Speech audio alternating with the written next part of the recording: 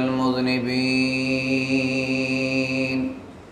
আমরা সবাই পড়ি আসসালাতু ওয়াসসালামু আলাইকা ইয়া রাহমাতাল লিল আলামিন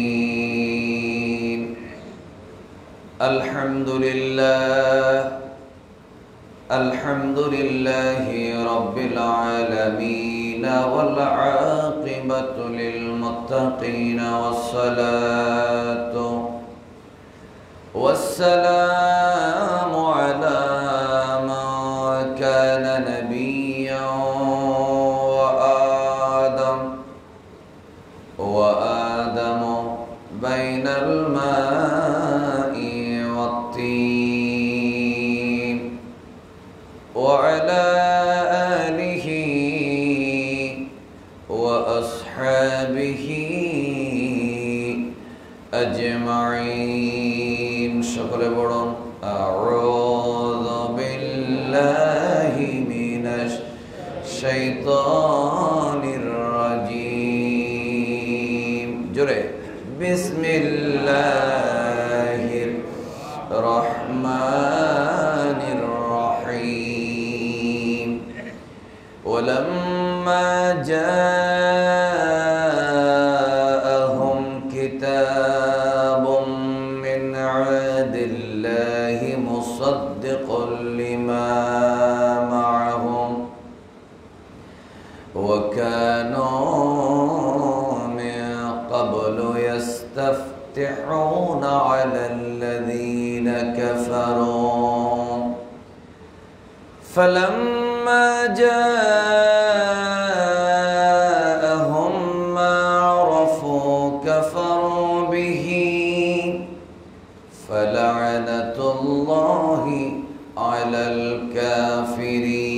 الكافرين صدق الله مولانا العظيم وصدق رسوله النبي الحبيب الكريم إن الله وملائكته يصلون على النبي يا أيها الذين آمنوا صلوا عليه وسلموا تسليما اللهم صل جرے كان فاني مولانا محمد وعلى آل سيدنا যতটুকু আমাদের মাহফিলের মাইকের আওয়াজ যাচ্ছে এলাকার সকল মুসলমান পুরুষদেরকে বলবো আপনারা সবাই মাহফিলে চলে আসেন, কারণ এই মাহফিলটা নির্দিষ্ট কোনো গোষ্ঠীর ব্যক্তির না, এটা নবীজির মাহফিল। বলেন না সাল্লাল্লাহু আলাইহি ওয়াসাল্লাম। যেহেতু নবীজির মাহফিল, নবী যেহেতু সবার, এর জন্য আমি সবার প্রতি আবেদন রাখবো, অনুরোধ করব এলাকার সকলেই আপনাদের যাদের অন্তরে প্রিয় নবী সাল্লাল্লাহু আলাইহি ওয়াসাল্লামের ভালোবাসা আছে আপনারা সবাই মাহফিলে চলে আসেন, কারণ 8টা বাজার সাথে সাথে এখানে আজানও হবে। আজানের আগে আমাদের আলোচনা ইনশাআল্লাহ কি হয়ে যাবে, শেষ হয়ে যাবে। এই জন্য ওয়াজ শোনার আগ্রহ থাকলে আপনাদের সবাইকে মাহফিলে চলে আসার জন্য বিনয়ের সাথে অনুরোধ জানাচ্ছি। শোনো, এটা রিজিভ করে বলবা, কালকের প্রোগ্রাম ঠিক আছে এটা বললে হবে। সবাই মহব্বতের সাথে দর্শক পড়বেন আল্লাহুম্মা সাল্লি জোরে মাওলানা মুহাম্মদ ওয়া আলা আলি সাইয়্যিদিনা হুয়াল হাবিবুল্লাযী তুরজা শাফাআতুহু লিকুল্লি হাওলিন মিনাল আহওয়ালি মুক্তাহিমি আল্লাহুম্মা সাল্লি জোরে।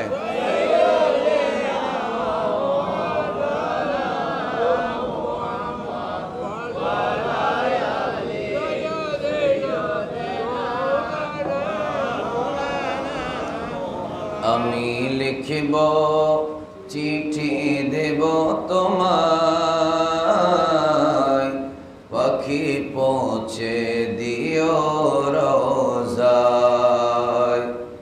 আমি থাকব বসে এই আশায়, চিঠির উত্তর আসবে আমার গায়। আমি লিখব চিঠি দেব তোমায়, পাখি পৌঁছে দিও রোজায়। আল্লাহুম্মা সাল্লি মাওলানা মুহাম্মদ ওয়া আলা আলি সাইয়্যিদিনা। সৃষ্টি কোলের সবাই বলে আজকে মোদের খুশির দিন, এই ধরাতে কদম রাখলেন রহমাতুল লিল আলামিন। আল্লাহুম্মা সাল্লি আলা মাওলানা মুহাম্মদ ওয়া আলা আলি সাইয়্যিদিনা মাওলানা মুহাম্মদ। লা ইলাহা ইল্লাল্লাহ, লা ইলাহা ইল্লাল্লাহ, হাসবি রাব্বি জাল্লাল্লাহ, মাফি কলবি গায়রুল্লাহ। নূর মুহাম্মদ সাল্লাল্লাহ, নূর মুহাম্মদ সাল্লাল্লাহ, লা ইলাহা ইল্লাল্লাহ, লা ইলাহা ইল্লাল্লাহ, লা ইলাহা ইল্লাল্লাহ মুহাম্মাদুর রাসূলুল্লাহ।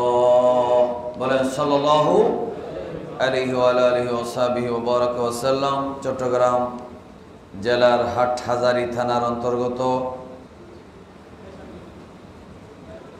মির্জাপুর হযরতে মুফতি সৈয়দ মসিউল্লাহ মির্জাপুরী রহমতুল্লাহ আলাইহি বড় মাওলানা জামে মসজিদ প্রাঙ্গণে বড় মাওলানা সমাজ, প্রবাসী পরিষদ ও এলাকাবাসীর ব্যবস্থাপনায় আয়োজিত পবিত্র ঈদে মিলাদুন নবী, সবাই বলি সাল্লাল্লাহু আলাইহি ওয়াসাল্লাম, উদযাপন উপলক্ষে আজিম শান নুরানি ইমানি রুহানি মাহফিলের সভাপতি জনাব সৈয়দ ফরিদুদ্দিন আহমদ, বিশিষ্ট সমাজ সেবক ও শিক্ষানুরাগী। আজকের মাহফিলের প্রধান মেহমান আমার উস্তাজুল উলামা জামিয়া আহমদিয়া সুন্নিয়া কামিল মাদ্রাসার শেখুল হাদিস আলহাজ আল্লামা হাফেজ মৌলানা মোহাম্মদ সুলাইমান আল আনসারি সাহেব কিবলা মুদ্দাজিল্লাহুল আলী। আজকের মাহফিলের আলোচক জনাব মৌলানা মোহাম্মদ নিজামুর রহমান আল কাদরি মুদ্দাজিল্লাহুল আলী, জনাব সৈয়দ মোহাম্মদ আবু তালেব উদ্বোধক, মোনাজাত পরিচালনা জনাব কাজী সৈয়দ আবু সাঈদ খতিব বড় মাওলানা জামে মসজিদ। উপস্থিত উলামায়ে কেরাম, আমার ডানে বামে বসা মুরব্বীরা, সামনে বসা যুবক বাবারা এবং শিশু কিশোর বাবারা, মাইকের আওয়াজ যেখানে যাচ্ছে সকল ঈমানি ভাই ও বোনেরা, সবাইকে আন্তরিক সালাম জানাচ্ছি। আসসালামু আলাইকুম ওয়া রাহমাতুল্লাহ। আপনারা আরো কাছে বসেন, একটু কাছে এসে বসেন, আমার কাছে বসেন, অসুবিধা নেই। আপনারা যারা আছেন এক জায়গায়, আমরা বসলে কথাবার্তাগুলো আস্তে আস্তে বলতে পারবো। সবাই একটা আমার কথার আগ্রহ থাকবে ইনশাআল্লাহ। আমরা আজকের এই মাহফিলে যারা এসেছি, আমরা সবাই আল্লাহর শুকর আদায় করি, মহব্বতে বলি আলহামদুলিল্লাহ। সবাই একবার উচ্চ কণ্ঠে বলুন আল্লাহু আকবার। অন্তর থেকে জোরে বলি ইয়া রাসূলুল্লাহ সাল্লাল্লাহু আলাইহি ওয়া আলা আলিহি ওয়া সাহবিহি ওয়া সাল্লাম ইয়া গাউসুল আজম দস্তগীর। আজকের এই মাহফিল যারা সাজিয়েছেন এবং আমরা যারা আসার সুযোগ পেয়েছি, আল্লাহ সবাইকে কবুল করুন, আমিন বলুন। আমিন। তাহলে আলোচনা যদি 8টা পর্যন্ত হয়, সব মিলিয়ে 1 ঘন্টা 15 মিনিট আলোচনা বা 20 মিনিট। যদি আপনারা আমাকে সহযোগিতা করেন, আমি যদি শ্রোতাদের আগ্রহ দেখি এবং এলাকার মানুষের সাড়া পাওয়া যায়, তাহলে আল্লাহর তৌফিক দিলে আমি ইনশাআল্লাহ এই সময়ে আমি আমার কাঙ্ক্ষিত আলোচনা চালিয়ে যেতে পারবো ইনশাআল্লাহ। কোরআনুল কারীমের সূরা বাকারার 89 নম্বর আয়াত তেলাওয়াত করেছি, কারণ এই যে মাহফিল, এটা হচ্ছে ঈদে মিলাদুন্নবী মাহফিল। বলেন সাল্লাল্লাহু আলাইহি ওয়াসাল্লাম। এই ধরনের মাহফিল, ঈদে মিলাদুন্নবী মানে নবী আগমনের খুশি। এই মাহফিল শুধুমাত্র খুশি শেষ না, বরং নবী আগমনের আনন্দে মাহফিল করা হলে এখানে নবীজির উসিলা নিয়ে একটা দোয়ার ব্যবস্থা হয়, এবং যেই দোয়াটা নবী করিম সাল্লাল্লাহু আলাইহি ওয়াসাল্লামের উসিলা নিয়ে করা হয়, আমরা যারা মাহফিলে বসেছি আমাদের সবাইকে নিশ্চিতভাবে এই বিশ্বাস রাখতেই হবে, নবী করিম সাল্লাল্লাহু আলাইহি ওয়াসাল্লামের উসিলা নিয়ে যে দোয়া করা হয় আল্লাহ তাআলা সেই দোয়া কবুল করেন। সুবহানাল্লাহ। আপনারা কি সুবহানাল্লাহ বলার অভ্যাস আছে? তাহলে একটু মহব্বতে বলেন তো সুবহানাল্লাহ। নবীজির উসিলা ধরে দোয়া করলে দোয়া কবুল হয় কি হয় না? এই বিষয়টা আমরা আজকে তুলে ধরার চেষ্টা করব। আমরা শুধু নিছক আনন্দ না, অনেকে মনে করে এরা আনন্দ করতেছে, নবী আসছে, আনন্দিত হলে লাভ কি? আমি বলবো আনন্দের কারণে নবীর উসিলা ধরে যে মাহফিল হবে সেখানে লাভ। বলে লাভ আছে না নাই? আমি যদি নবীজির উসিলা ধরে দোয়া করলে দোয়া কবুল হয়, আল্লাহ যদি আমাকে রিজিক দেয়, আল্লাহ যদি আমাকে হেদায়েতে রাখে, আমি নবী করিম সাল্লাল্লাহু আলাইহি ওয়াসাল্লামের উসিলায় যদি আমি ভালো একটা চাকরি পাই, আল্লাহ যদি আমার সংসার জীবনে শান্তি দেয়, আল্লাহ আমার ব্যবসা জীবনে শান্তি দেয়, সবচেয়ে বড় কথা আমার ঈমান যদি সালামতে থাকে, নবীজির উসিলায় দোয়া করার কারণে আমার ঈমান নিয়ে কবরে যাওয়ার ব্যবস্থা যদি হয়, নবীর উসিলায় দোয়া করার কারণে আমি যদি কবরে হাসরে নাজাত পাই, বলেন এটা কি ছোট মাহফিল নাকি বড় মাহফিল? তাহলে এটাকে ইগনোর করার, এটাকে ছোট করে দেখার বলেন কোনো সুযোগ নাই। আল্লাহ পাক আমাদেরকে দোয়া কবুলের উসিলা হিসেবে সকল এলাকাবাসীকে দলে দলে আজকের এই মাহফিলে অতি শীঘ্রই উপস্থিত হওয়ার তৌফিক দেন। জোরে বলেন আমিন। আমি জানি আপনারা আগামীকাল শনিবার, কালকে স্কুল কলেজ মাদ্রাসা বন্ধ, কালকে তেমন কোনো ব্যস্ততাও নেই। আর আমাদের এই মাহফিলটা এত বেশি রাত হবে না যে আপনার ব্যাঘাত হবে। এর জন্য যারা আধুনিক মনা, যারা শিক্ষিত সমাজ, যারা প্রগতিশীল, এনারা মধ্যরাতের আগে মাহফিল শেষ হলে সেই মাহফিলটাকে পছন্দ করে। সেই হিসেবে আমি দৃষ্টি আকর্ষণ করছি এলাকাবাসী, শিক্ষিত সমাজ, আপনারা দ্রুত মাহফিলে চলে আসবেন। আল্লাহ কবুল করুন, আমিন বলুন। আমরা এবার আলোচনার বিষয়বস্তুতে চলে যাই। আল্লাহ তাআলা কোরআনে সূরা বাকারার 89 নম্বর আয়াতে বলছেন, ওয়ালাম্মা জাআহুম মিন ইনদিল্লাহি কিতাবুম মিন ইনদিল্লাহি মুসাদ্দিকুল লিমা মাআহুম। যখন তাদের কাছে আল্লাহর পক্ষ থেকে একটা কিতাব এসে গেল। খেয়াল করতে হবে, আপনারা একটু মনোযোগ রাখবেন, খেয়াল করবেন। যখন আল্লাহর পক্ষ থেকে তাদের কাছে একটা কিতাব এসে গেল, ওয়াকানু মিন ক্বাবলু ইস্তাফতিহুনা আলাল্লাযীনা কাফারু, আর তারা এই কিতাবের উসিলায় আল্লাহর কাছে যতবার দোয়া করেছে, আল্লাহ প্রত্যেকবার তাদেরকে বিজয় দিয়েছেন। সুবহানাল্লাহ বলেন। যারা বাচ্চারা যারা আসছে গলায় কার্ড ঝুলিয়ে, অনেক সময় দেখা যায় ভলান্টিয়ার হিসেবে যাদেরকে কার্ড দেওয়া হয়, কাজ না থাকলেও এরা মাহফিলে বসে না। মানে কার্ড দেওয়া মানে মাহফিল থেকে টাটা বাই বাই, সে আর মাহফিলে বসবে না। কার্ড আছে, মাহফিলে বসবে না। ছোট বাচ্চাদেরকে এই জন্য বাচ্চাদেরকে কার্ড দিবেন না। বাচ্চাদেরকে কার্ড দিবেন যখন কাজে লাগাবেন, তখন 10টার পরে তবরুক দেওয়ার সময়।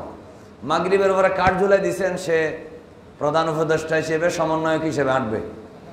একে আর মাহফিলের ভিতরে দেখা যাবে না। আপনারা যারা বসেছেন একটু আমার কাছে চলে আসেন, চলে আসেন। আপনারা আসছেন, আমি খুশি হয়েছি। আসেন আসেন, আপনারা চলে আসেন। আপনারা ওয়াজ শুনবেন, নিজেরা নিজেরা কথা বলবেন না, ঠিক আছে? ইনশাআল্লাহ বলেন, ইনশাআল্লাহ। নিজেরা নিজেরা কি বলা যাবে না, কথাবার্তা বলা যাবে না। যদি কথা বলার ইচ্ছে হয় ফাঁক করে করে বসবেন, একজনের থেকে একজন 2 হাত 5 হাত দূরে। তা আমরা যারা মাহফিলে বসেছি মনোযোগ রাখি। নবী করিম সাল্লাল্লাহু আলাইহি ওয়াসাল্লাম দুনিয়াতে আসার আগে আমরা সবাই জানি আদম আলাইহিস সালাম থেকে ঈসা রাহুল্লাহ আলাইহিস সালাম সবাই আমার নবীজির আলোচনা করেছেন। সুবহানাল্লাহ বলেন, সুবহানাল্লাহ। সবার আমি অ্যাটেনশন, মনোযোগ, কনসেন্ট্রেশন সব কিছু আশা করব, কারণ আপনারা 2-4-10 জন মানুষ আছেন। এই 10-15 জন মানুষ যদি আপনারা একজন আরেকজনের দিকে দেখেন, আমার কথা বাইরে হবে না। 2-4-5 হাজার মানুষের মধ্যে ওয়াজ করা সহজ। চোখ বন্ধ করে টান দিলাম, সবাই বলছে ও অনেক ওয়াজ, কিন্তু 10-12 জন সবার চেহারা দেখতে পাচ্ছি। আপনারা এখন একজন আরেকজন দিকে দেখবেন না, এটা আমার কথার মধ্যে সমস্যা হবে।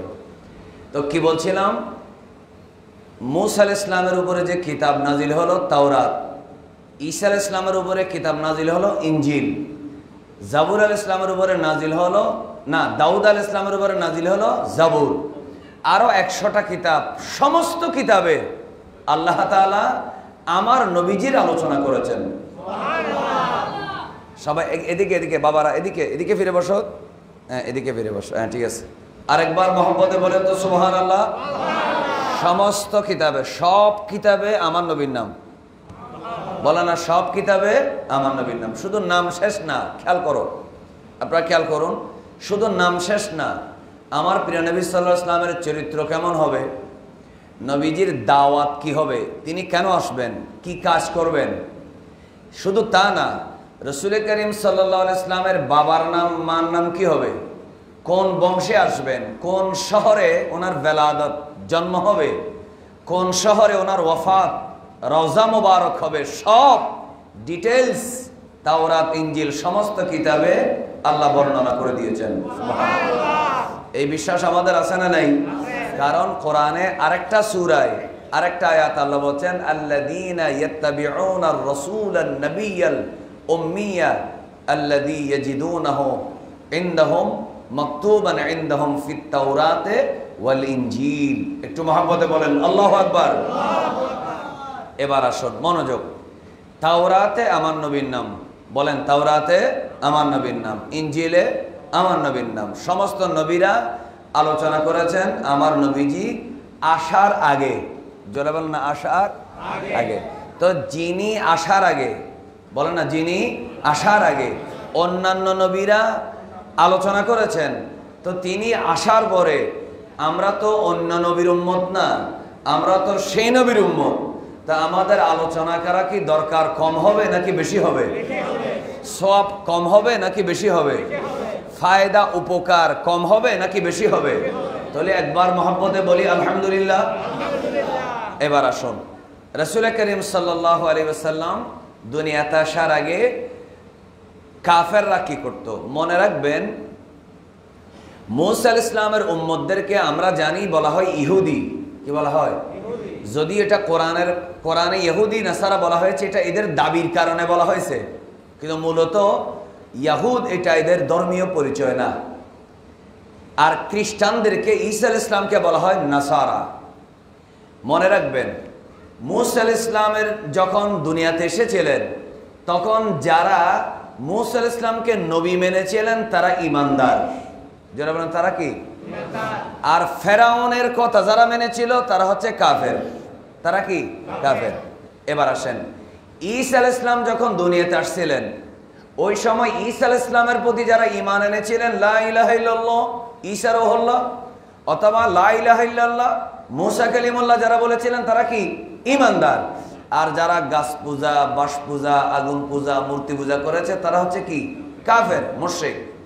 তাহলে তখনও, এখন যেমন ঈমানদার আর বেঈমান আছে, তখনও ঈমানদার আর বেঈমান দুটো গ্রুপ আছে না নেই? একটু আমাকে সহযোগিতা করেন। মূসা আলাইহিস সালামের যুগে ঈমানদার ছিল কি না? ছিল বলেন না? মুসা আলাইহিস সালামের যুগে ইমানদার ছিল কিনা? এবার বলেন ঈসা আলাইহিস সালামের যুগে ইমানদার ছিল কিনা? আবার সে সময় কাফেরও ছিল কিনা? ছিল। যদি মুসা ইসলামের যুগে কাফের না থাকতো তাহলে ফেরাউন এটা আবার কে? কোরআন শরীফে ফেরাউনের কথা আছে না নেই? ঈসা আলাইহিস সালামের যুগে যদি কাফের না থাকতো তাহলে আল্লাহ তাআলা কেন ঈসা আলাইহিস সালামকে তাদের হাত থেকে বাঁচানোর জন্য আসমানে নিয়ে গেলেন? তাহলে বোঝা গেল মুসা আলাইহিস সালামের উম্মতের মধ্যেও কাফের ছিল, ঈসা আলাইহিস সালামের উম্মতের মধ্যেও কি আছে? কাফের ছিল। আর তারা এই ঈমানদার আর কাফেরদের মধ্যে যুদ্ধ হতো।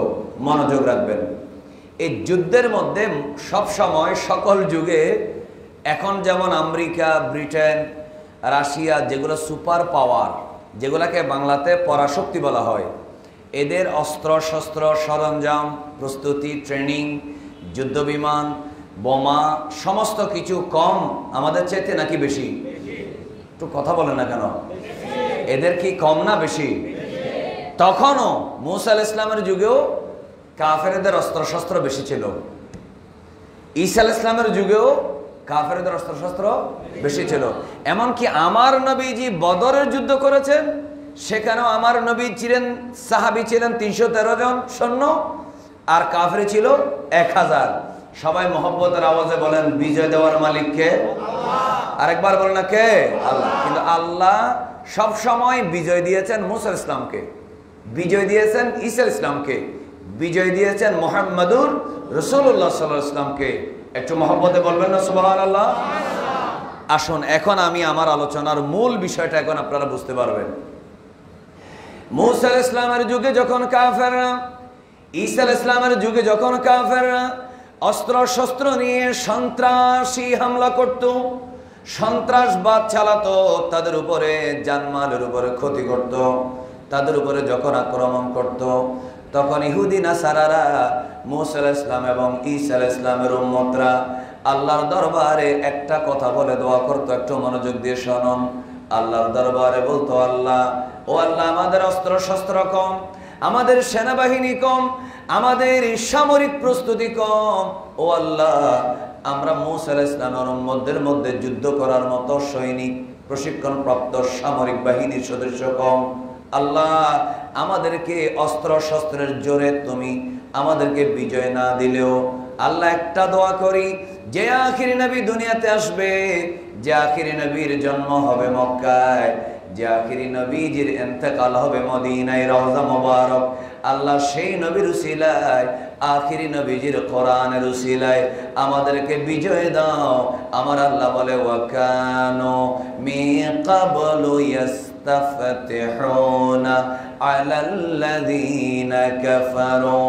আল্লাহ সূরা বাকারার 89 নম্বর আয়াতে বলেন, যতবার ইহুদিরা, মদিনার ইহুদিরা আজকে যারা আমার নবীর সাথে বেয়াদবি করে, যারা রাসূলুল্লাহর বিরুদ্ধে মদিনা শরীফে ষড়যন্ত্র করলো, আল্লাহ সূরা বাকারার 89 নম্বর আয়াত নাজিল করে বলে দিলেন, তোমরা যখন নবী আসে নাই, আমার নবীর যখন মিলাদ হয় নাই, জন্ম হয় নাই, আমার নবী যখন মদিনায় আসে নাই, যতবার আমার নবীর উসিলা ধরে দোয়া চেয়েছো, আমি আল্লাহ প্রত্যেকবার তোমাদেরকে বিজয় দান করেছি। একটু জোরে বলেন আল্লাহু আকবার।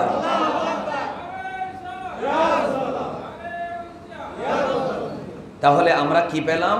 কোরআনের আমরা আয়াত মেনশন করব। আমরা এমনি গাল গল্প কেন করব? কারণ বাজারে ফুটপাথে যখন ওয়াজ করা হয়, বিভিন্ন রুচির মানুষ থাকে, কেউ গান পছন্দ করে, কেউ জোকস পছন্দ করে, কেউ কৌতুক পছন্দ করে, তখন বক্তারা দেখা যায় বিভিন্ন আলতু ফালতু কাজ করে সময় কাটায়। এটা আল্লাহর ঘর মসজিদ। আবার এমন একটা দরবারের পাশে আছি যিনি হচ্ছেন আবু সালেহ লাহুরি রহমতুল্লাহ খলিফা। শুনলাম আপনাদের খতিব সাহেবের কাছে শুনলাম, এবং অনেক বড় দরজার একজন আল্লাহর ওলি। একটু জোরে বলেন আলহামদুলিল্লাহ। তাহলে আমরা এখানে কোরআন হাদিসের বাইরে আন্দাজি কথা বলার কোনো দরকার আছে? সময় নষ্ট করার কোনো সুযোগ নাই। অতিথিবৃন্দ যারা আসতেছেন, এসেছেন, ওলামায়ে কেরাম, আমরা সবাইকে সম্ভাষণ জানাচ্ছি, মাহফিলের পক্ষ থেকে অভিনন্দন জানাচ্ছি। সবাই জোরে বলেন মারহাবা। মনোযোগ রাখবেন প্লিজ, আমি আপনাদের সবার মনোযোগ চাইব। তো নবী করিম সাল্লাল্লাহু আলাইহি ওয়াসাল্লাম নবীজি দেখেন মদিনা শরীফে, মনে রাখবেন মক্কা আর মদিনার ভূ রাজনৈতিক ধর্মীয় পরিবেশ দুই রকম। আপনারা কি আমি আস্তে আস্তে কথাগুলো বললে কি আপনারা মনোযোগ দিয়ে শুনবেন? আচ্ছা, আমি পরিষ্কার মানুষ দেখতে পাচ্ছি, এই জন্য আমি আস্তে আস্তে ধীরে ধীরে কথা বলাকেই পছন্দ করছি। তো মক্কার ধর্মীয় অবস্থা ছিল একরকম, মদিনার ধর্মীয় অবস্থা ছিল আরেক রকম। মক্কার কালচারাল সাংস্কৃতিক পরিবেশ একরকম, মদিনা মুনাওয়ারার সাংস্কৃতিক পরিবেশ আরেক রকম। কেমন আমি বলছি, আপনারা মনোযোগ। মক্কার বেশিরভাগ মানুষ ছিল মূর্তি পূজারী। কি পূজারী? হেল্প করেন আমাকে, কি পূজারী? মূর্তি পূজারী। আর মদিনার বেশিরভাগ মানুষ ছিল নবীজি আসার সময় যখন আসছিলেন দাওয়াতি কাজ করছিলেন, মদিনার অধিকাংশ মানুষ ছিলেন ইহুদি বা নাসারা। বলেন না, ইহুদি বা নাসারা। মনে রাখবেন, মোশরেকদের কাছে কোনো কিতাব নেই। যারা মোশরেক, যারা মূর্তি পূজা করে তাদের কাছে কি কোনো আসমানি কিতাব আছে? কথা বলেন না, কোন আসমানি কিতাব আছে? হ্যাঁ, আমাদের দেশে বিভিন্ন ধর্ম আছে, আমি তাদেরকে কটাক্ষ করছি না, আমি আমার কথাগুলো বলছি। তাদের যেই ধর্মের কিতাব গ্রন্থ, এই ধর্মীয় কিতাবগুলো আসমানি কিতাব না। এগুলা কিতাব কিনা আসমানি কিতাব না, এগুলো আসমান থেকে নাজিল হয় নাই, এবং এরা সেটা দাবিও করে না। সুতরাং তাদের প্রসঙ্গ বাদ। বলে না, তাদের প্রসঙ্গ কি বাদ। তাহলে আমরা কি বুঝাতে চাচ্ছি? মক্কার যারা মূর্তি পূজা করত, আগুন পূজা করত, বিরাট একটা বট গাছ দেখলে পূজা করত, সূর্য পূজা করত, এদের কাছে কোনো কিতাব নেই। বলে না, কোনো কিতাব নাই। কিন্তু মদিনা শরীফের ভূ রাজনৈতিক ধর্মীয় পরিবেশ আলাদা। মদিনার মানুষদের কাছে দুইটা কিতাব ছিল। একটা ছিল ইহুদিদের তাওরাত, আর একটা ছিল খ্রিস্টানদের কি? ইনজিল। এই তাওরাত কিতাব নিয়ে তাদের পড়াশোনা ছিল, ইনজিল কিতাব নিয়েও তাদের কি ছিল? পড়াশোনা ছিল। তো এখন আমাদের প্রশ্ন হলো, রসুল যেখানে মিলাদ হলেন, আমার দিকে দেখেন, রসুল যেখানে কি হলেন? মিলাদ হলেন। আমার দিকে প্লিজ। মিলাদ যখন হলেন তখন রসুল করিম সাল্লাল্লাহু আলাইহি ওয়াসাল্লাম, আমরা মিলাদের ঘটনা হুজুররা বলেছেন, এই রবিউল আউয়াল মাসে যখন আমার নবীজি এসেছেন তখন সমস্ত আরবের মধ্যে একটা নতুন ধরনের পরিবেশ সৃষ্টি হয়েছিল। সুবহানাল্লাহ বলবেন না? এটা আরবিরা জানে কি জানে না? একটু বলে না, জানে কি জানে না?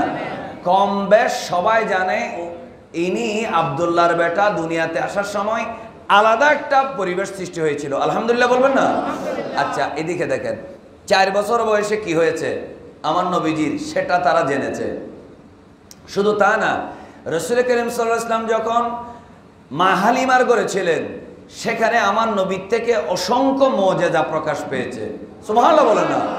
শুধু তা না, আমার প্রিয় নবী সাল্লাল্লাহু আলাইহি ওয়াসাল্লাম যখন 6 বছর বয়সে ছিলেন তখন অনেক মুজিজা প্রকাশ পেয়েছে। কৈশোরে, যৌবনকালে, প্রতিটি আমার নবীজির প্রতিটা বয়সের প্রতিটা ধাপে ধাপে অনেক কিছু প্রকাশ পেয়েছে। কিন্তু আশ্চর্যের বিষয় হলো, একটা মনের প্রশ্ন, এত কিছু দেখার পরেও 53 বছর আমার নবী মক্কায় ছিলেন। কয় বছর? তো 53 বছর মক্কায় থাকার পরেও যারা আমার নবীকে দোলনায় দেখছে, আল্লাহ রসুলের ইশারায় চাঁদ নড়াচড়া করতেছেন, নবী করিম সাল্লাল্লাহু আলাইহি ওয়াসাল্লাম হাঁটতে গেলে মক্কার পাহাড়গুলা, পাথরগুলা নবীকে সালাম দিচ্ছেন, আমার নবী যে হাঁটলে মাথার উপরে মেঘে ছায়া দিচ্ছে। সুবহানাল্লাহ বলে। তারপরে নবীজির জন্মের দিন কাবা ঝুঁকে পড়েছে মা আমেনার ঘরের দিকে। ইহুদিরা বলেছে তালা নাজমু আহমদ, মক্কায় একটা শিশু এসেছে, ওই শিশু তাওরাতে লেখা আছে তিনি হচ্ছেন মুহাম্মাদুর রাসূলুল্লাহ সাল্লাল্লাহু আলাইহি ওয়াসাল্লাম। তিনি আসলে আকাশে একটা তারকা দেখা যাওয়ার কথা, ওই তারকাটা আমরা দেখতে পেয়েছি। সুবহানাল্লাহ বলেন। তো এত এত এত কিছু 4 বছর বয়সে, 6 বছর বয়সে, 10 বছরে, 12 বছরে, 20 বছরে, 25 বছরে, 30 বছরে, 35 বছরে, 40 বছর পরেও, এমনকি আরো 13 বছর মক্কায়। বলেন, আরো 13 বছর।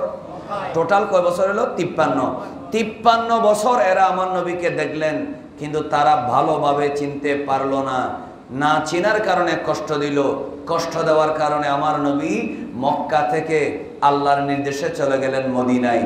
কিন্তু কি এমন হলো, যেখানে 53 বছর ছিলেন এরা বের করে দিল, আর যেখানে আমার নবী একদিনও অবস্থান করেন নাই তারা আমার নবীকে রিসিভ করার জন্য, রসুলকে কংগ্রেচুলেট করার জন্য, অভিনন্দন জানানোর জন্য রাস্তায় 2 লাইন করে দাঁড়িয়ে তালাল বাদরু আলাইনা বলে ফুলেল সম্বর্ধনা দিল।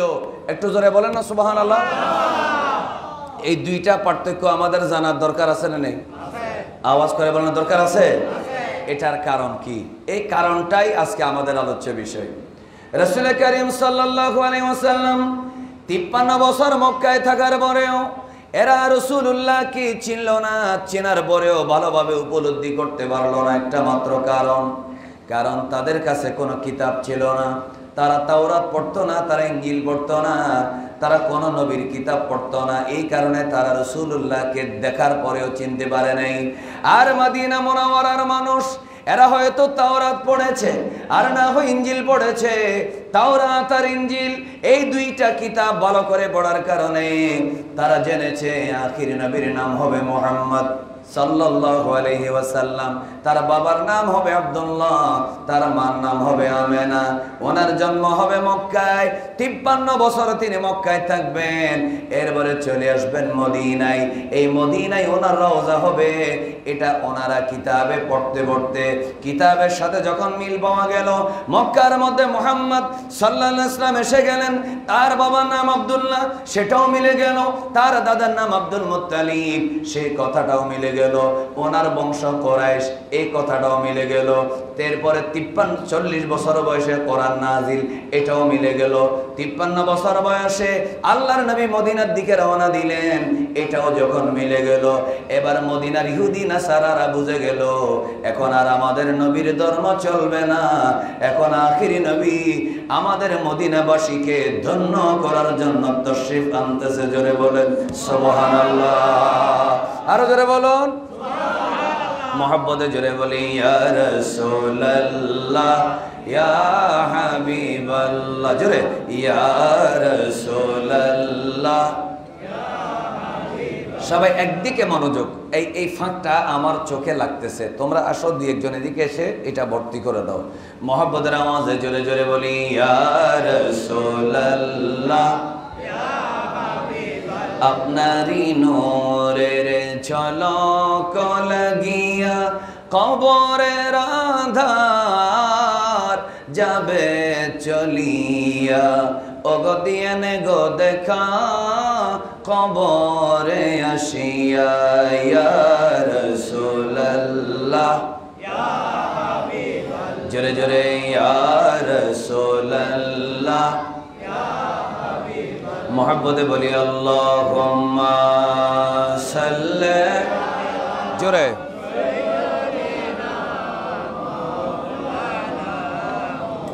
ওয়া আলা আলি সাইয়্যিদিনা।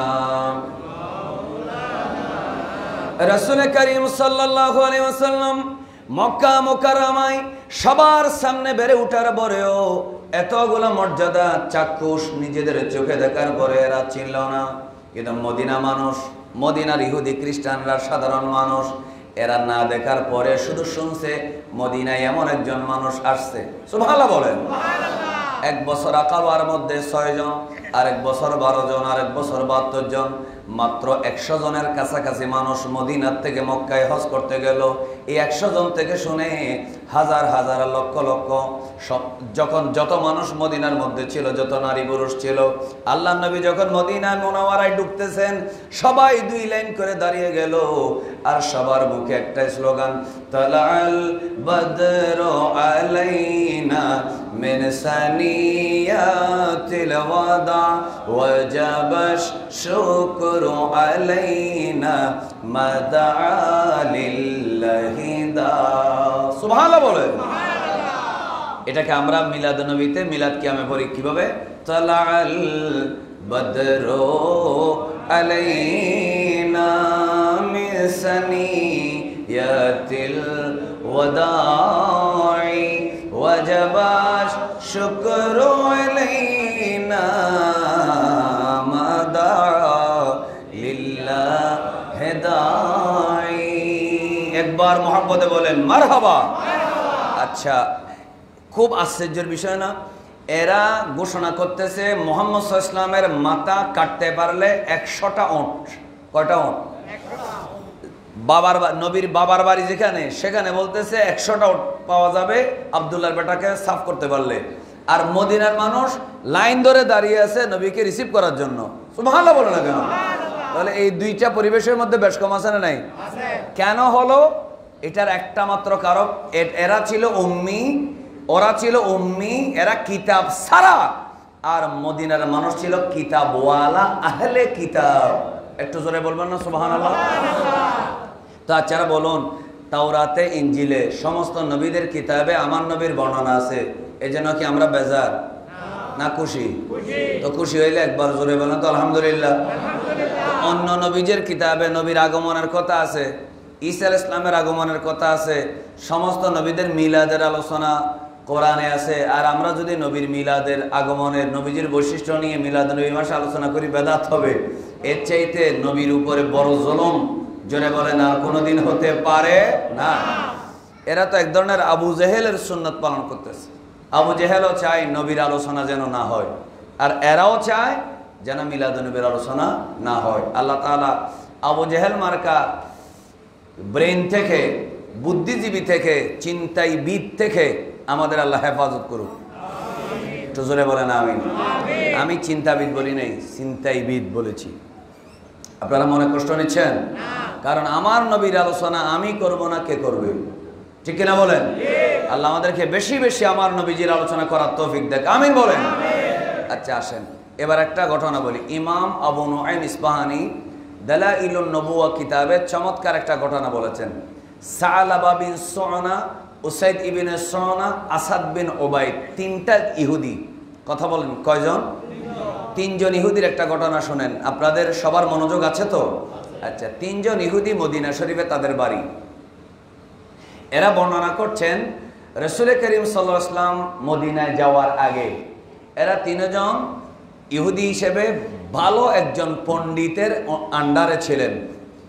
আলেম সাধারণত আমরা যারা সুন্নি আমাদের বিভিন্ন তরিকতের পীর আছে না নেই? কথা বলেন না। একবারে পীর না থাকলেও প্রত্যেক সমাজের মসজিদের খতিব আছে না নেই? ইমাম খতিব এটাও এক ধরনের পীর, ঠিক কিনা? আমরা শরীয়তের অনেক মাসালা মাসাইল ইমাম থেকে শিখি, কি শিখি না? তাহলে ওনাকে এক ধরনের পীর মানে, মুর্শেদ মানে, যিনি রাস্তা দেখায়। তো ইমাম খতিবরা তো পীরেই। সুবহানাল্লাহ বলে না কেন? এদের প্রতি আমাদের আদব রাখার দরকার আছে না নেই? কিন্তু দেখা যায় যার পিছনে 2 বছর, 4 বছর, 10 বছর নামাজ পড়লাম, বিনা নোটিশে আসরের পরে যে পিসাবে কোনোদিন একটা ওয়াজ করলো না, এক লাইন বাংলা আরবি পড়াইলো না, 1 রাকাত নামাজ পড়াইলো না, তার জন্য কোটি টাকা দিয়ে দিচ্ছেন। আর যেই পীরের পিছনে 10 বছর নামাজ পড়েছেন, জোহরত জামিলা করছে, আসরের আগে চাকরি, বলে না কেন? আসরের আগে চাকরি শেষ। এটাই হচ্ছে আমাদের সমাজের নিয়ম। অথচ আলেম, ইমাম, মসজিদের খতিব, ওনারা হচ্ছেন পীরের মর্যাদা। আমি পীর বলছি না, কার মর্যাদা? আচ্ছা, আপনাদের মাদ্রাসায় স্কুলে ওস্তাদ নাই? জোরে বলেন না। ওস্তাদ কি বদ্দা নাকি বাবার মর্যাদা? হ্যাঁ, ওস্তাদকে কোনোদিন বদ্দা বলবেন না, ভাই বলবেন না, ব্রাদার বলবেন না, সিস্টার বলবেন না। ম্যাডামকে কি বলতে হবে? স্যার বলতে হবে। বলে না কি বলতে হবে? স্যার বলতে হবে। আর স্যার কোনোদিন বড় ভাই হয় না। স্যারের কোনোদিন, আপনাদের অনেক যুবক স্যার, স্কুল কলেজে আপনারা যারা পড়েন, আপনাদের অনেক যুবক স্যাররা দেখবেন নতুন নতুন বিয়ে করে আসছে, কোনোদিন জিজ্ঞেস করবেন না বাবি কেমন আছে, এটা জিজ্ঞেস করবেন না। কারণ বলবেন আন্টি কেমন আছে, বলবেন চাচি কেমন আছে। কেন? স্যার কোনোদিন বড় ভাই হয় না, স্যার হচ্ছে বাবার মর্যাদায়। সুবহানাল্লাহ বলেন না। অনেক চাচা ভাই ফুত সমান সমান বয়সের আছে না নেই? কথা বলে না। অনেক মা বাবা কিনা সমান সমান বয়সের নাই। এই জন্য কোনো অবস্থাতে স্যারের বউকে ভাবি কেমন আছে বলবেন না, স্যারকে বলবেন চাচি কেমন আছে, খালাম্মা কেমন আছে। মা ডাকতে মন না চাইলে না ডাকেন, ঠিক কিনা বলেন? এটা মনে রাখতে হবে। এই জন্য আল্লাহ পাক আমাদেরকে ওস্তাদকে, ইমামকে, খতিবকে আল্লাহ পাক সম্মান করার তৌফিক দেন, আমিন বলেন। আমি আপনাদের পরিবেশ সম্পর্কে জানি না, আমি এটা একটা আম কথা বললাম, সাধারণ বিষয় বললাম, একেবারে সিম্পল, জেনারেল। আপনারা কি মনে করে শুনেছেন? আচ্ছা, তো মদিনা শরীফে একজন বড় ইহুদি পণ্ডিত ছিলেন। একটু আমার দিকে দেখেন প্লিজ। ইহুদি পণ্ডিত, পণ্ডিতের নাম ইবনুল হাইয়িবান। নাম কি বললাম? ইবনুল হাইয়িবান, বড় ইহুদি পণ্ডিত, অনেক বড় বুজুর্গ, সত্যি সত্যি বুজুর্গ, আবার এমনি নামে না, সত্যি ভালো আলেম, সত্যি ভালো ইহুদি, সত্যি মুসা আলাইহিস সালামের উম্মত। একটু জোরে বলেন না সুবহানাল্লাহ। ওই ইবনুল হাইয়িবানের 3 জন অনুসারী ছিলেন। বাবারা আমার দিকে দেখতে হবে, কয়জন অনুসারী ছিলেন? 3 জন। আমি 3 জনের নাম বলেছি আপনাদেরকে, সালাবা বিন সুনা, উসাইদ ইবনে সুনা, আসাদ বিন ওবাইদ, 3 ইহুদি। এরা বললেন আমাদের যে ইহুদি পণ্ডিত, আমরা যার আন্ডারে, যে পীরের আন্ডারে ছিলাম, কেউ কাদেরিয়া তরিকা, কেউ চিশতিয়া তরিকা, এখানে বাংলাদেশে আছে না নেই? তো ওই 3 ইহুদি বলতেছেন নবী মক্কা থেকে মদিনায় আসার আগে আমরা যে ইহুদি আলেমের আন্ডারে ছিলাম তিনি ছিলেন ইবনুল হাইয়িবান। সবচেয়ে বড় কথা হলো ওই ইহুদি পণ্ডিতটার বাড়ি স্থায়ী ঠিকানা মদিনায় ছিল না, তিনি ছিলেন সিরিয়ার মানুষ। কোথাকার মানুষ?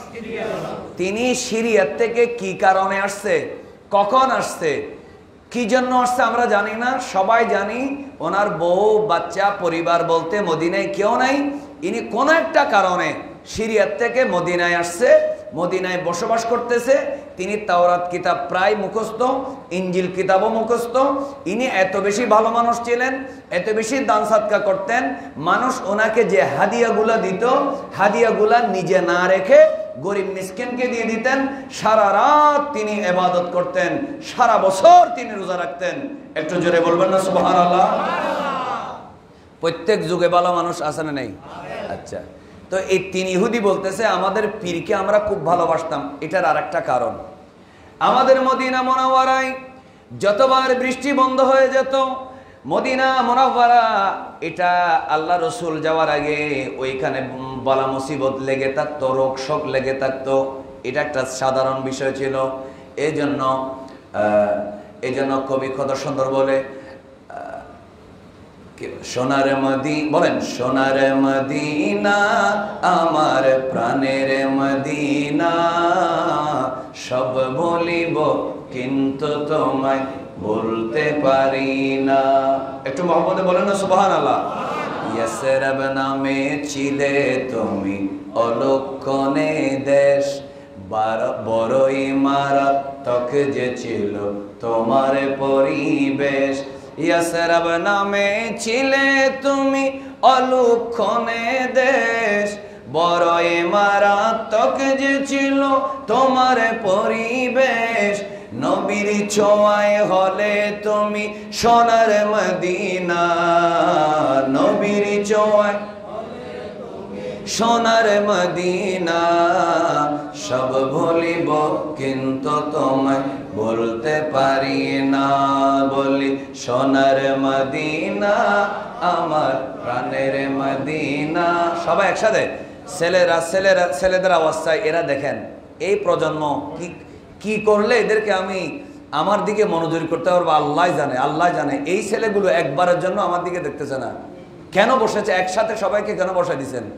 এগুলোর ভিতরে কিচ্ছু নেই, কোনো আগ্রহ নেই, কোনো ধরনের আগ্রহ নেই। এরা নিজেরা একজন আরেকজনকে গুতাগুতি করতেছে এক কালারের পাঞ্জাবি গায়ে দিয়ে। এই ছেলেগুলো খুশি হওয়ার কথা না? অন্তত সোনার মদিনা যখন পড়তেছি ডুলে ডুলে পড়ার কথা না। এরা এটাতে মজা পায় না। এরা কি পেলে মজা পাবে আমি জানি না, আল্লাহর দুনিয়ায় আমি জানি না।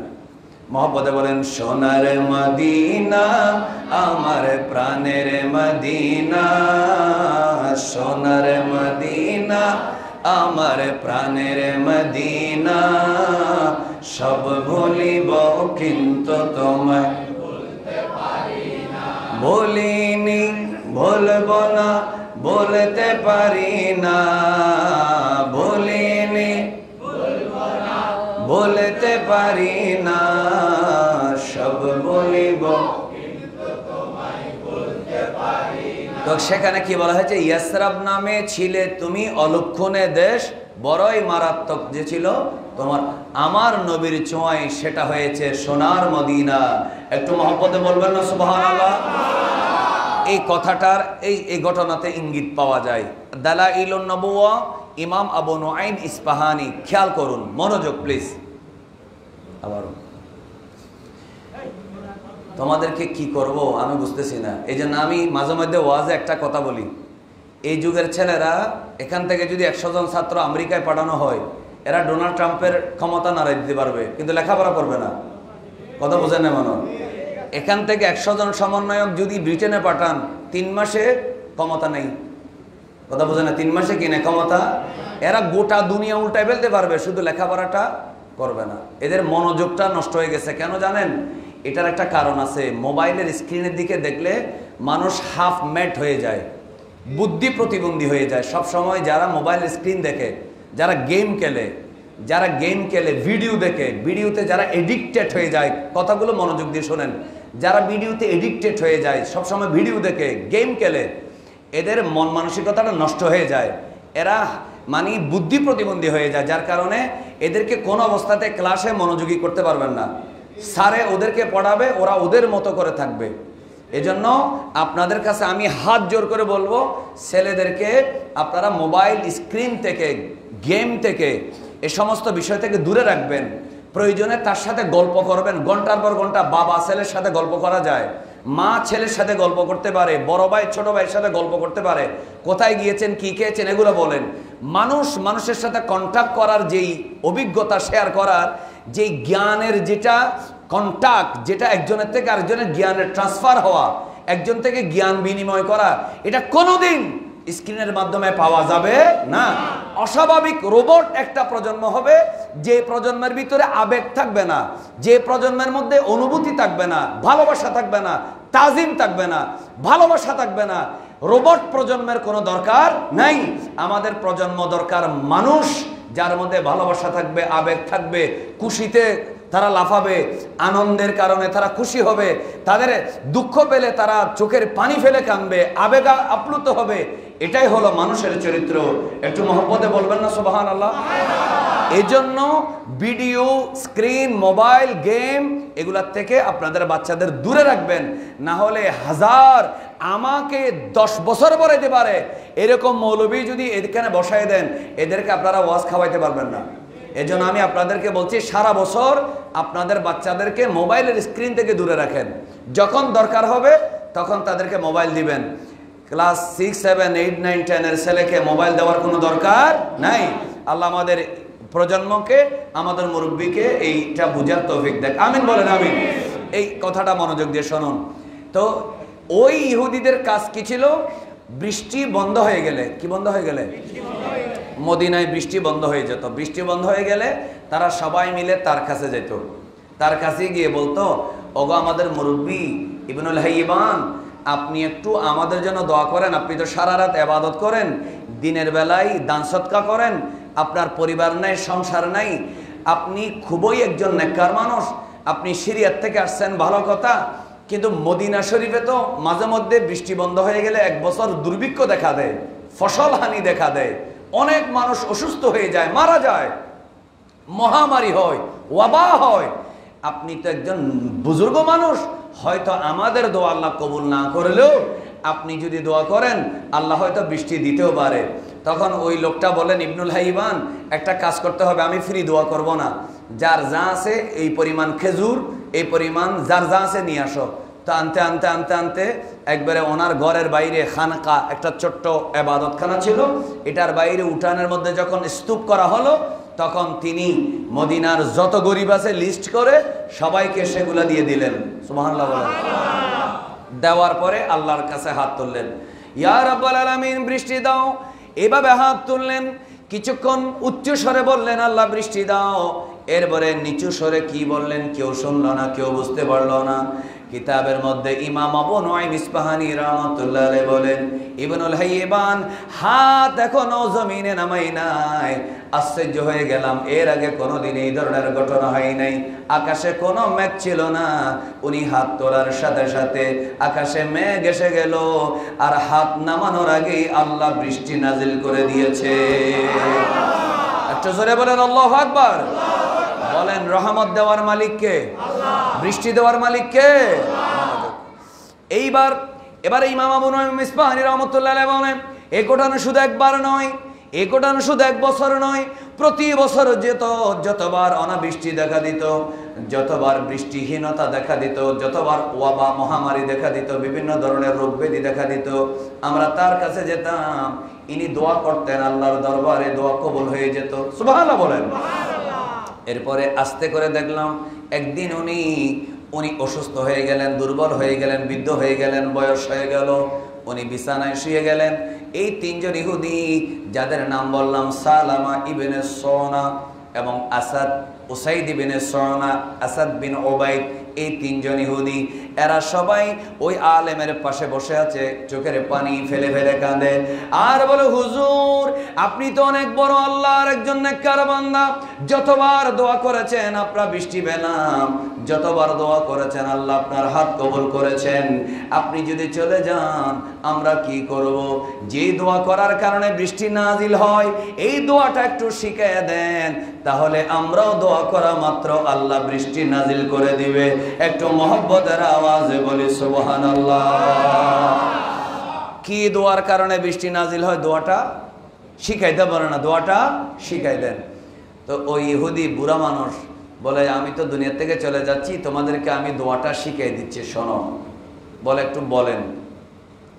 তখন ওই ইবনুল হাইবান বলল, এ মদিনার মানুষ, ও মদিনার ইহুদি খ্রিস্টানরা, তোমরা শোনো, যতবার মহামারী হবে, যতবার না বৃষ্টি দেখা যাবে, সিজনে যদি বৃষ্টি না হয়, হাত তুলে একটা দোয়া করবে, আল্লাহ আখিরি নবী যার কথা তাওরাতে আছে, যার কথা ইনজিলে আছে, যার জন্ম মিলাদ হবে মক্কায়, যার ওয়াফাত রওজা মোবারক হবে মদিনায়, আল্লাহ তার উসিলায় বৃষ্টি দাও। শুধু এই কথাটা বলবা। আমি যতবার আখির নবীর উসিলায় বৃষ্টি চাইছি, আমার আল্লাহর সাথে সাথে বৃষ্টি বর্ষণ করে দিয়েছে। একটু মোহাম্মদ আল্লাহু আকবার।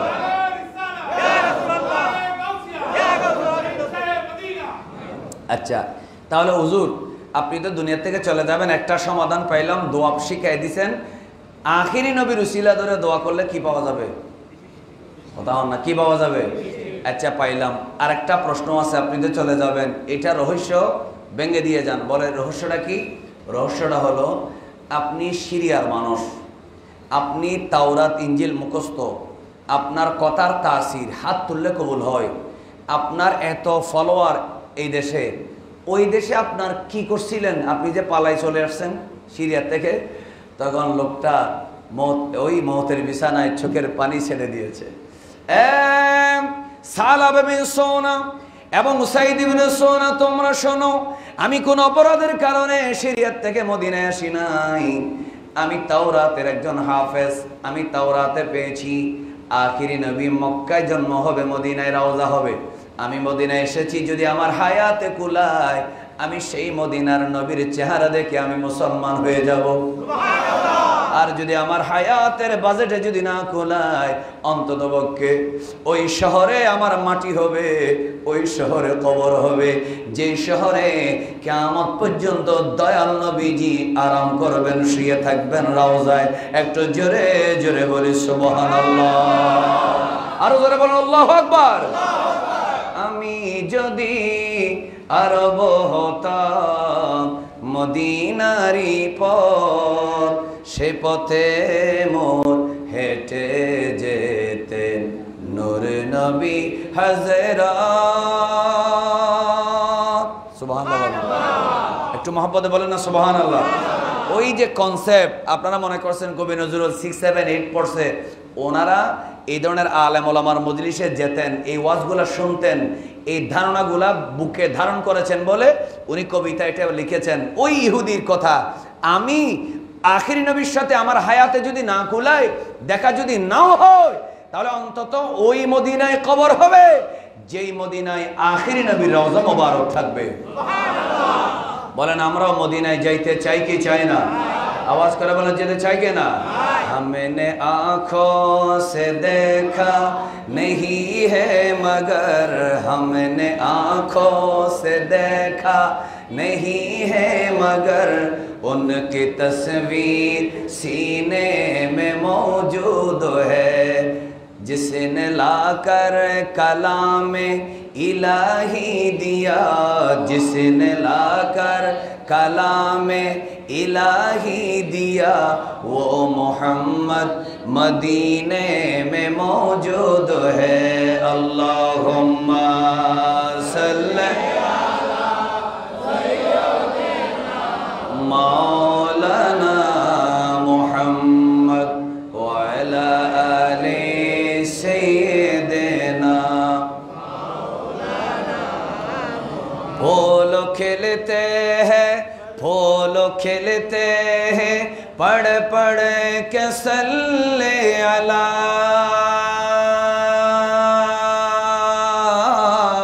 फूल खिलते हैं, पढ़ पढ़ के सल्ले अला। जोम कर कह रही है इबादत सवा। ऐसे खुशबू, ऐसे खुशबू चमन के गुलों में नहीं, ऐसे खुशबू चमन के गुलों में नहीं, जो नबी के पसीने में मौजूद है। हमने आँखों से देखा, बोलें, हमने आँखों से देखा नहीं है, मगर उनकी तस्वीर सीने में मौजूद है। अल्लाहुम्मा सल्ली अला सय्यिदिना मौलाना मुहम्मद व अला आले सय्यिदिना। এটাও সুন্দর করে বাংলা একটা গজল আছে, ছেলেরা দেখি সবাই পড়ে কিনা একসাথে। মনে বড় আশা ছিল যাব মদিনায়, যেই মদিনায় আমার নবী আছে সেখানে যাওয়ার ইচ্ছা আমাদের হয়, বলেন ইচ্ছা হয়? পড়ি আমরা, মনে বড় আশা ছিল যাব মদিনায়, সালাম আমি করব গিয়ে, সালাম আমি নবীজি রওজায়। মনে বড়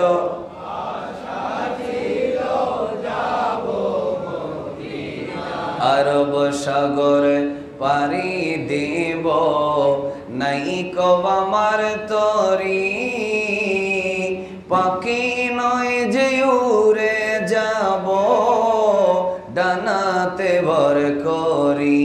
সুবহানাল্লাহ বলেন। আরব সাগর পারি দেব, নাই কো আমার তরি, পাখি নয় যে উড়ে যাব, ডানাতে ভর করি। আমার আশায় আছে সম্বল নাই রে, করি কেউ পাই, মনে বড়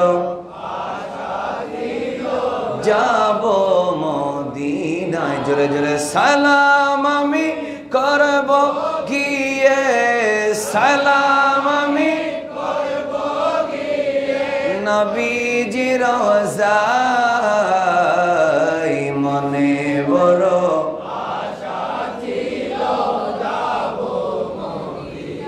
একটু মহব্বতের আওয়াজে বলি মারহাবা। আমরা সেই নবীর উম্মত হওয়ার কারণে বেজার হলাম না খুশি হলাম?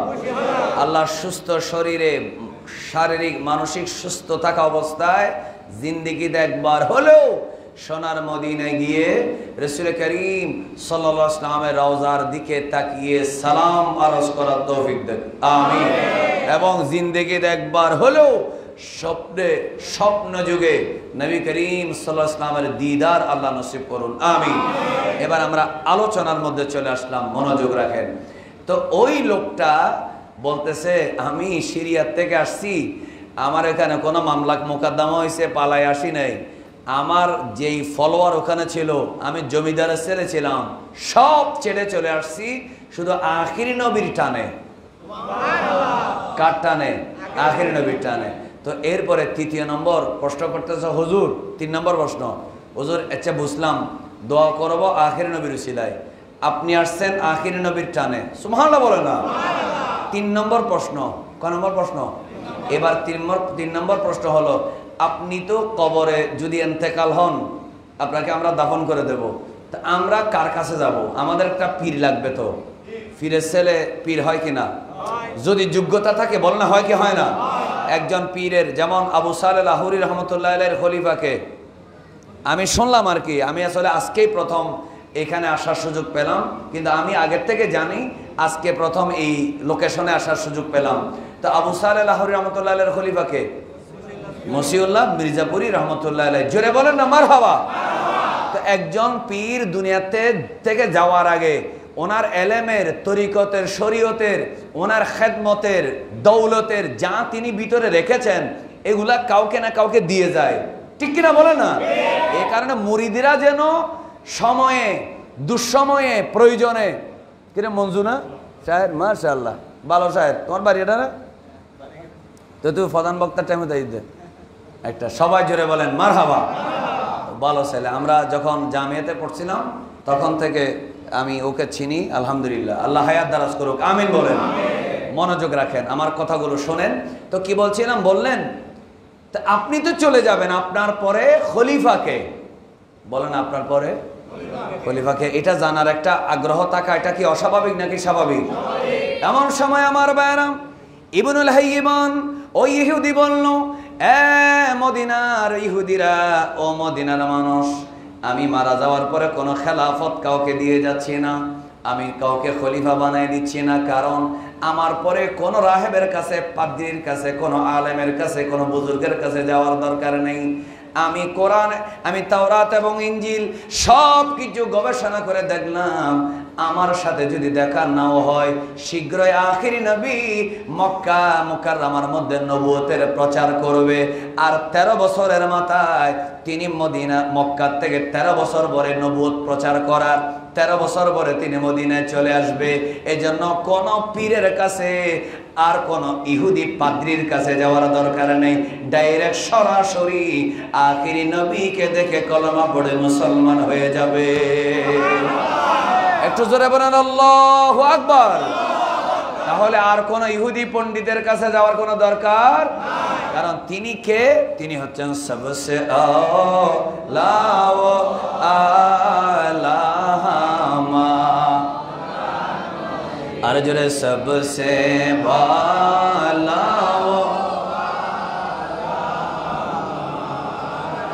मुल्क कौनैनों में अंबिया ताजदार,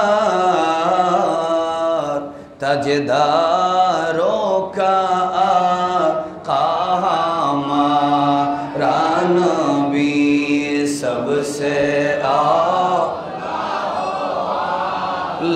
हमारा नबी सबसे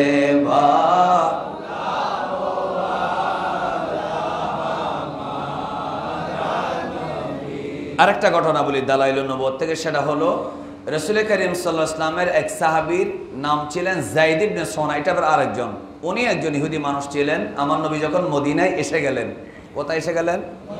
মদিনায় এসে গেলেন। আসার পরে মনে রাখবেন, রাসূল করিম সাল্লাল্লাহু আলাইহি ওয়াসাল্লামের যে রাষ্ট্র ব্যবস্থা, যে সংবিধান, এটা কিয়ামত পর্যন্ত সবার জন্য মিসাল। সুবহানাল্লাহ। কারণ মদিনা শরীফে ইহুদি আছে না নেই? আমার নবী যখন মদিনা শরীফ আসছিলেন, সবাই কি মুসলমান হয়ে গেছে নাকি কিছু ইহুদি ছিল? কথা বলে না কেন? খ্রিস্টান ছিল কিনা?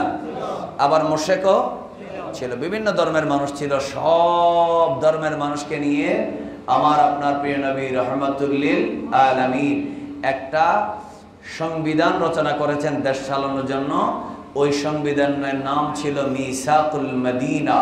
একটু জোরে জোরে বলেন মারহাবা। সবার নজর এদিকে আছে, নড়াচড়া করবেন না প্লিজ, একেবারে মনোযোগ রাখবেন। তো মদিনা শরীফে আসার পরে রসুলের একটা সিস্টেম ছিল, নবী করিম সাল্লাল্লাহু আলাইহি ওয়াসাল্লামের বাইরের থেকে, বিভিন্ন দেশ থেকে মদিনা শরীফে মানুষ আসতেছে দলে দলে। কেন? আমার নবীকে দেখার জন্য। আমার নবীর মতো সুন্দর কেউ আছে? কথা বলেন না, সুন্দর কিনা? আদর্শ, চরিত্র, কথা বার্তা, আখলাক, সুরত, সিরত সব সুন্দর। সুবহানাল্লাহ। তো বিভিন্ন দেশ থেকে মানুষ আসতেছে, এসে একবার যে আমার নবীর কাছে আসে সেই কলমা পড়ে মুসলমান হয়ে যায়। কারণ এটা এটা আমার নবীজির মুজিজা, রাসূলের কথাও ছিল মুজিজা, নবীজির চোখের দৃষ্টিও ছিল মুজিজা, আমার নবীজির সাউন্ড, আমার নবীজির চেহারা, আমার নবীর হাত, চুল মোবারকও মুজিজা। সুবহানাল্লাহ বলেন না? নবীর সাথে সংশ্লিষ্ট সবগুলোতে মুজিজা আছে না নেই? আছে। তো এরকম করতে করতে বাইরের থেকে যখন বিভিন্ন দেশ থেকে মানুষ আসে, মনে রাখবেন আপনাদের আশেপাশে হিন্দু ভাড়া নাই, একটু দূরে হোক কাছে হোক, আছে না নেই? আচ্ছা মনে করেন কাছে আছে, এরা যদি একটা মানুষ এসে মুসলমান হয়ে যায় তখন তার পরিবারে তাকে জায়গা দিবে? জায়গা দিব না? কিন্তু তুই যেটা মুসলমান এর যা। তো আল্লাহ রসুল কি করতেন? এই মুসলমানদেরকে গড় দিতেন, আশ্রয় দিতেন, তাকে বিয়ে করাই দিতেন। সুবহানাল্লাহ। যে ব্যবসা করতে চাইতো, তাকে ব্যবসার অভিজ্ঞতা আছে ছিল, তাকে ব্যবসার জন্য পুঁজি দিতেন, এবং যে চাকরি করতে পারবে তাকে চাকরি দিতেন, যে যে কাজ পারে, যে চাষবাস করতে পারে তাকে চাষবাস করাতেন, যে হাতের কাজ পারে তাকে বিভিন্ন ফোকা আসতেছে, ফোকার গন্ধ মাশাআল্লাহ। এখানে কারো কারো পকেটে আছে আতর? আছে? আতর থাকলে কারো একটু নিয়ে আসেন, বা স্প্রে থাকলে দেন একটা। ওই ওই কতগুলো গান্ধী ফোকা আছে না? আরে গান্ধী ফোকা নাকটাকে একবারে বরবাদ করে দিচ্ছে। মাশাআল্লাহ। একটু দরুদ শরীফ পড়েন জোরে জোরে, আল্লাহুম্মা সাল্লি জোরে।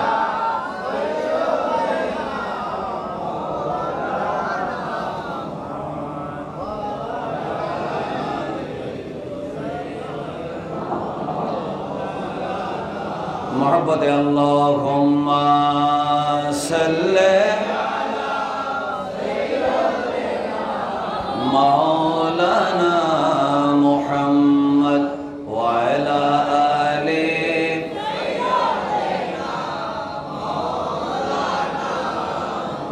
তো এই একদিনের ঘটনা শোনেন, আমি ধীরে ধীরে কথাগুলো বলার কারণ হলো আপনারা যেন মনে রাখেন, এই যুগের ছেলেদের নবীর শান মান বেশি বেশি শোনার দরকার আছে। বলেন দরকার আছে না নেই? কারণ মিডিয়াতে শুধু গেম আছে না, মিডিয়ার মধ্যে ঈমান হরণ করার ভিডিও আছে, আছে না নেই? আমাদের চাইতে সুন্দর লেবাস পরে, সুন্দর দাড়িওয়ালা, সুন্দর চেহারা নিয়ে, সুন্দর কণ্ঠ নিয়ে, মাথার মধ্যে গোমটা ডমরা দিয়ে বলে যে মিলাদুন্নবী বেদাত, আছে না নেই? এরপরে প্রত্যেক মাসে উল্টা ফতোয়া। মহরম মাস বলে যে কারবালার মাহফিল বেদাত, রবিউল আউয়াল মিলাদুন্নবী বেদাত, রবিউল সানি গোসবাগের ফাতিহা বেদাত, শাবান মাস শবে বরাত বেদাত, রমজান মাস 20 রাকাত তারাবি বেদাত, ঈদের দিন মুআনাকা গলাগলি করা বেদাত। নাউজুবিল্লাহ বলেন না? রজব মাসে মেরাজুন নবী বেদাত। মানে প্রত্যেক মাসে বেদাত আছে না নেই এদের? অর্থাৎ যে মাস আসবে সেই মাসের বিরুদ্ধে ফতোয়া। চিল্লায় বলেন নাউজুবিল্লাহ। আল্লাহ উল্টা ফতোয়া দাতা এই সমস্ত স্কলার নামদারি পথভ্রষ্ট ইহুদি নাসারার দালালগুলোর থেকে আমাদের নতুন প্রজন্মের ইমানকে আল্লাহ হেফাজত করুক, আমিন বলেন। এই জন্য এই শানের সালত আমি বেশি বেশি বলার চেষ্টা করি। আপনারা কি মনে কষ্ট নিচ্ছেন? মনে রাখবেন, রাসূল কারীম সাল্লাল্লাহু আলাইহি ওয়াসাল্লাম তিনি ছিলেন এমন একটি রাষ্ট্র প্রতিষ্ঠা করেছেন যে রাষ্ট্রের মধ্যে ইহুদিরা নিরাপদ ছিল, ঠিক না? খ্রিস্টানরাও কি ছিল? নিরাপদ ছিল। মনোযোগ। তো এই ধরনের নতুন নতুন মানুষ প্রতিদিন মুসলমান হয়, তাদেরকে ঘর দেন, বাড়ি দেন, আশ্রয় দেন, চাকরি দেন, বিয়ে করাই দেন। টাকা লাগে না? কথা বলেন না। টাকা লাগে না? নতুন রাষ্ট্র মদিনা। এখন নবী করিম সাল্লাল্লাহু আলাইহি ওয়াসাল্লাম কি করলেন খেয়াল করেন। হঠাৎ করে হযরতে আলী আসলেন রাদিয়াল্লাহু আনহু, বললেন ইয়া রাসূলুল্লাহ, তখন আমার নবী একটা জানাজা পড়াতে যাচ্ছে। কি পড়াতে? তো জানাজা পড়াতে যাচ্ছে। এই সময় হযরত আলী এসে বললেন ইয়া রাসূলুল্লাহ, আমাদের রাষ্ট্রীয় কোষাগারে মদিনা শরীফের মধ্যে টাকা নেই, নতুন নতুন মুসলমানরা আসছে, তাদের কিছু খাবারের দরকার, পানির দরকার, বস্ত্র দরকার, ঘরের দরকার, টাকা নাই। তখন আমার নবীজি বললেন, দিনার দিরহাম যদি না থাকে কর্জ নাও। বলে ইয়া রাসূলুল্লাহ, কার কাছ থেকে কর্জ নেব? আমি পাচ্ছি না। এমন সময় আমার নবীর পাশে একটা ইহুদি ছিল। কি ছিল? ইহুদির নাম যায়েদ বিন সোনা। সে ছিল মদিনার নামকরা ইহুদি, বড় পয়সাওয়ালা, ভদ্র মানুষ, জেন্টেলম্যান। তিনি শোনা মাত্র অফারটা লুফে নিলেন, বললেন আমি কর্জ দেব। সুবহানাল্লাহ। আমি কি দেব? কর্জ দেব। কারণ আমি জানি আপনি যদি অন্য ধর্মের, আমি অন্য ধর্মের, কিন্তু আমি তো এটা নিশ্চিত আপনি একজন আমিন, আল আমিন, আস-সাদিক, সত্যবাদী, আমানতদার, বিশ্বস্ত। সুবহানাল্লাহ বলেন। আপনি যে কর্জ নিয়ে কোনোদিন কি করবেন না, খেয়ানত করবেন না, সেটা আমি জানি। কারণ আল্লাহ রসুল মক্কা থেকে যেদিন মদিনা চলে আসতেছেন, সেদিন হযরত আলীকে বললেন, তুমি আমার বিছানায় শুয়ে থাকো, 40 জন কাফের আসতেছে আমাকে মারার জন্য, আমি তোমাকে রেখে যাচ্ছি। কারণ মক্কার লোকেরা সবাই আমাকে না চিনলেও তাদের বউ বাচ্চা, তাদের ফ্যামিলি অনেকে আমাকে বিশ্বাস করে কিছু জিনিস আমাকে আমানত দিছিল। আমি এগুলা যদি রেখে চলে যাই বা না দিয়ে চলে যায় বা মদিনায় চলে যায়, তাহলে আমি যে একজন নবী, আমার সম্পর্কে মানুষ ভুল বুঝবে। এজন্য আমি যারা আমাকে মারতে আসতেছে তাদের আমানত ফিরিয়ে দেওয়ার জন্য আলী, আমি তোমাকে আমার বিছানায় রেখে যাচ্ছি। এটাই ইসলাম। এটা কি ইসলাম। আর আমরা সুযোগ পাইলে চুরি করি, ডাকাতি করি, দোকান লুট করি। সে আরেক দলের লোক, সুতরাং তার দোকান লুট করা জায়েজ। নাউজুবিল্লাহ বলে না কেন? সে যদি অন্য দলের লোক, সেজন্য তার ঘর লুট করা জায়েজ, তার ঘরে আগুন দেওয়া জায়েজ, তার স্বর্ণ লুট করা জায়েজ, তার জায়গা দখল করা জায়েজ, তার মুরগির ফার্মের মুরগি খেয়ে ফেলা জায়েজ, তার গরু কোনো দাওয়াত ছাড়া জবে করে মেজবান দেওয়া কি আছে? জায়েজ আছে। আওয়াজ করে বলেন, এগুলা কি ইসলাম কোনোদিন সমর্থন করে? আমি রাজনীতির কথা বলছি না, ইসলামের কথা বলছি। ইসলাম কোনোদিন আরেকজনের হক মেরে খাওয়ার ব্যাপারে, জোরে বলেন, সমর্থন করতে পারে না। আপনি যেই দল করেন, হয়তো ইহুদি হোক, খ্রিস্টান হোক, অথবা নাস্তিক হোক, অথবা মুরতাদ হোক, তাকে যদি রাষ্ট্রীয় আইনে মৃত্যুদণ্ড দেওয়া হয়, তারপরও তার দোকান, তার ঘর বাড়ি লুট করার অধিকার আপনার আছে? কথা বলেন, অধিকার আছে? এটা যদি রাষ্ট্র যদি চায়, একটা মানুষ অপরাধী হওয়ার কারণে তার সম্পদ বাজেয়াপ্ত করতে পারে, রাষ্ট্রের কোষাগারে নিয়ে যেতে পারে। ব্যক্তিগতভাবে একজন আরেকজনের সম্পদ কোনোদিন লুট করা যাবে না। বলে না, লুট করা যাবে? এটা মাথায় রাখার দরকার আছে না? আপনি মিলাদুন্নবী করবেন, ফাতিহা করবেন, ইয়া নবী সালাম আলাইকা বলবেন, নারে রিসালাত বলবেন, কিন্তু অন্য দলের লোকের দোকান লুট করবেন, ঘর বাড়ি লুট করবেন, চুরি ডাকাতি করবেন, মিথ্যা মামলা দিবেন, আরেকজনের অসহায়ত্বের সুযোগ নিয়ে জায়গা জমি দখল করবেন। আওয়াজ করে বলেন, এটা কোনোদিন হতে পারে না। আপনার জন্য হারাম, যে আগে করেছে তার জন্য হারাম। ঠিক কিনা বলেন? এখনো হারাম, আগেও হারাম। সে অন্যায় করেছে, সেজন্য আপনি অন্যায় করতে পারবেন না। সে যদি খুন করে, আপনি খুন করতে পারবেন? সে যদি অন্যায় করে, আদালতে বিচার করবে। হাতে আইন হাতে তুলে নিলে সেটা মানব সমাজ থাকে না, এটা হয়ে যায় জঙ্গল। কথা বলো না? হাতে আইন তুলে নিলে এটা কি থাকে না? মানব সমাজ থাকে না। বল না, কি থাকে না? এটা কি হয়ে যায়? জঙ্গল হয়ে যায়। এটা বন হয়ে যায়। এটা পাশবিক আচরণ হয়ে যায়, মানবিকতা থাকে না। ঠিক কিনা বলে না? এজন্য মিলাদুন্নবী রহমতুল লিল আলামিনের আগমনের মাস। আর আমরা দেখতে পাচ্ছি ঢাকা, চিটাগাং, এই সেই সব জায়গায় মারামারি, কাটাকাটি। যাদের ভিতরে মিলাদুন্নবীর আনন্দ নাই, এদের ভিতরে এখনো মারামারি আছে না নেই? অথচ দেখেন সুন্নি সমাজে আগে, গত মাসে, 2 মাস আগে, 3 মাস আগে মারামারি থাকলেও রবিউল আউয়াল চাঁদ উঠার পর থেকে সুন্নিদের পরিবারের, সমাজে, এলাকায় কোনো মারামারি নেই। সব জায়গায় শুধু ঈদে মিলাদুন্নবী। একটু চিৎকার করে বলেন মারহাবা। ধুলির ধরা বেহেশেতে আজ জয় করিল, দিল রে লাজ। আজকে খুশির ঢল নেমেছে ধূসর সাহারায়। আয় রে সাগর, দেখবি যদি আয় ত্রিভুবনের প্রিয় মোহাম্মদ এলো রে দুনিয়ায়। আয় রে সাগর, আজকে যত পাপী ও তাপী সব গুনাহের পেল মাফি। সুবহানাল্লাহ বলেন। আমার নবী আসার কারণে জালেম জুলুম ভুলে গেছে, অসভ্য মানুষ সভ্য হয়ে গেছে। ইসলাম বিরোধী চরিত্র যার মধ্যে ছিল, সবাই ইসলামের কারণে মানবতা শিখেছে, দয়া শিখেছে। যার মনটা ছোট্ট ছিল, সাগরের মতো উদার হয়ে গেছে, শুধু আমার নবীর পরশ পাথরের সাথে ছোঁয়া লাগার কারণে। একটু জোরে বলবেন না সুবহানাল্লাহ? আরো জোরে বলেন। এজন্য কবি নজরুল বলতেছেন, আজকে যত পাপী ও তাপী সব গুনাহে দুনিয়া হতে বেইনসাফি, দুনিয়া হতে বেইনসাফি, জুলমে নিল বিদায়। আয় রে সাগর দেখবি যদি, আয় রে সাগর। এবার আমরা শেষের দিকে চলে যাচ্ছি, একটু জোরে বলি ইনশাআল্লাহ। জাস্ট টাইম আমাদের আলোচনা শেষ 8টায়। এবার কি বলছিলাম শুনুন।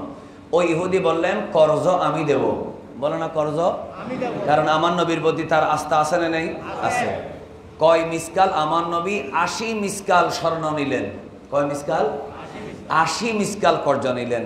শর্ত হলো অমুকের বাগান থেকে এই পরিমাণ খেজুর দিতে হবে। সে খেজুরের ব্যবসায়ী। কি ব্যবসায়ী? খেজুরের ব্যবসায়ী। তো সে বলল ঠিক আছে, এতদিনের মধ্যে অমুকের বাগান শর্ত করব না, যে কোনো একটা বাগান থেকে এই মানের খেজুর দেব। রাজি? বলে হ্যাঁ রাজি। কর্জ দিল। আল্লাহ রাসূল সাল্লাল্লাহু আলাইহি ওয়াসাল্লাম প্রয়োজন মিটালেন, রাষ্ট্রীয় কাজ করলেন। ওই কর্জ পরিশোধ করার সময় প্রায় শেষের দিকে, মাত্র সময় আছে আর 2 দিন। কথা বলেন কয়দিন? 2 দিন। 2 দিন আগে আমার নবীজি আরেকটা জানাজা পড়ার জন্য বের হয়েছেন। জানাজা পড়ে বসলেন। বলেন একটা মানুষ, যে আত্মীয় স্বজন যদি নাও হয়, একজন মুসলমান মারা গেলে এলাকার মধ্যে সবার মধ্যে একটা শোক আছে না নাই? আছে। ওই সময় ওই ইহুদি ভালো মানুষ, যাকে জেন্টলম্যান বলেছি, ওই জেন্টলম্যান ভালো মানুষ, পয়সাওয়ালা, সে আসলো। সে রাসূল করিম সাল্লাল্লাহু আলাইহি ওয়াসাল্লাম, আমার দিকে দেখেন প্লিজ, রাসূল করিম সাল্লাল্লাহু আলাইহি ওয়াসাল্লামের কাছে এসে নবীজির চাদর ধরলো। এইভাবে চাদর ধরে বলল, এই আপনি না আমার থেকে কর্জ নিয়েছিলেন, আছে মাত্র 2 দিন, কখন দেবেন? নাউজুবিল্লাহ বলেন। আল্লাহ রসুলকে দমক দিয়ে কথা বলতেছে। কি দিয়ে? আচ্ছা, রসুলের সাথে যদি কেউ দমক দিয়ে কথা বলে সাহাবীরা ছেড়ে দিবে? এখানে হযরত ওমর আসলে নেই। হযরত ওমরের জন্য গরম পার্টি। উনি আশিদ্দাউ আলাল কুফার, কাফেরদের ব্যাপারে কঠোর। একটু জোরে বলেন সুবহানাল্লাহ। খেয়াল করতে হবে কথাটা। তো হযরত ওমর রাগে শুধু আমার নবীর দিকে একবার দেখে, তার দিকে একবার দেখে, চোখ ঘুরতেছে। হাদিস কিতাবে আছে চোখেটা ঘুরতেছে, রাগে ঘুরতেছে, মানে এখন খেয়ে ফেলবে এরকম। চোখেটা ঘুরতেছে। এই কি বললা? ইয়া রাসূলুল্লাহ অনুমতি দেন, আপনাকে ধমক দিয়ে কথা বললো, আপনি অনুমতি দিলে তার গর্দান ফেলে দেব। তখন আমার নবী বললেন, ওমর ঠান্ডা হও, ভুল মেসেজ যাবে। অন্য ধর্মের মানুষে বলবে তিনি যে কর্জ পাবে, যার কাছ থেকে কর্জ নিয়েছে, তিনি কর্জ না দেওয়ার জন্য ঋণদাতাকে হত্যা করেছেন। এই ধরনের একটা ব্যাড মেসেজ, ভুল মেসেজ মানুষের কাছে পৌঁছে যাবে। আমি সে কর্জ আমার কাছ থেকে পাবে বলেই তো সে চাচ্ছে। সে আমার সাথে যদি খারাপ ব্যবহার করে, আমি ক্ষমা সুন্দর দৃষ্টিতে দেখলাম, খবরদার, সে যেই পরিমাণ খেজুর চেয়েছে অমুকের বাগান থেকে সেটা এখনই দিয়ে দাও। আর তুমি যে ধমক দিছো, সেই ধমকের পরিবর্তে তাকে 20 কেজি খেজুর আরো বাড়াই দিবা। একটু জোরে বলেন না সুবহানাল্লাহ। আরো জোরে বলেন। হযরত ওমর বলতেছে, একদিকে নবীর সাথে বিয়াদবি করছে, আবার আল্লাহ রাসূল খেজুর কি করে দিচ্ছে? বাড়াই দিচ্ছে। তার মনের মধ্যে একটা দুঃখ আছে না নেই? কিসের কারণে? এটা কি রাগের কারণে, বিদ্বেষের কারণে, নাকি নবীজির ভালোবাসার কারণে? একটু মহব্বতে বলবেন না সুবহানাল্লাহ। আচ্ছা, তুমি ছবি তুলতে যদি এতক্ষণ করো, মানুষে তোমার দিকে তাকায় থাকবে। এরকম করলে তো হবে না। আমি মানুষকে ডিস্টার্ব করতে মানা করতেছি, আমি ডিস্টার্ব যদি গাড়িতে করে নিয়ে আসি, তাহলে তো মানুষে বলবো হুজুর তো নিজেই ডিস্টার্ব নিয়ে আসছে গাড়িতে করে। আপনারা কি আমার কথা শুনতে রাজি আছেন? আর 10-12 মিনিট বলবো যাওয়ার সময়। এলেন যখন, আগে কেন এলেন না? যাই হোক, আল্লাহ তাআলা এই 10 মিনিটের অন্ততপক্ষে ভালোবাসাকে আল্লাহ কবুল করুক, আমিন বলেন। আর সময় আছে কয় মিনিট? 8 মিনিট। আসছে যখন আরেকটু আসলে ভালো হইতো না? এই যে যাই হোক, তো কি বলছিলাম, আল্লাহ রসুলকে কি বলতেছে? ধমক। আল্লাহ রসুল বললেন, ওমর খবরদার, ধমকের কাফারা হিসেবে এই পরিমাণ খেজুর বাড়াই দিবা। সুবহানাল্লাহ বলেন। আচ্ছা, তখন হযরত ওমর ভিতরে রাগে ফুসতেছে। থাপ্পড়ও মারতে পারলাম না, ঘুষিও মারতে পারলাম না, উল্টা আরো তাকে খেজুর কি করতেছে? বাড়াই দিতে হচ্ছে। আমার নবীর সাথে ধমক দিল, কথা বলল, চোখ রাঙাইলো, আমার নবীর চাদর ধরে টান দিল। রাগে চল, নবী যা বলে সাহাবীরা তাই করে। সুবহানাল্লাহ বলেন। বাগানে গিয়ে ভালো ভালো মানের যেই পরিমাণ খেজুর দেওয়ার কথা সেই পরিমাণ খেজুর তাকে বুঝাই দিল, আরো বাড়াই দিল। বাড়াই দেওয়ার পরে বলল, আচ্ছা তুই তো ভালো মানুষ হিসেবে তোকে চিনতাম, এলাকার গণ্যমান্য মানুষ, ছাওয়া মাত্র কর্জ দিয়ে দিলা, কিন্তু আজকের বিহেভিয়ার, আজকের আচরণ আরেক রকম কেন?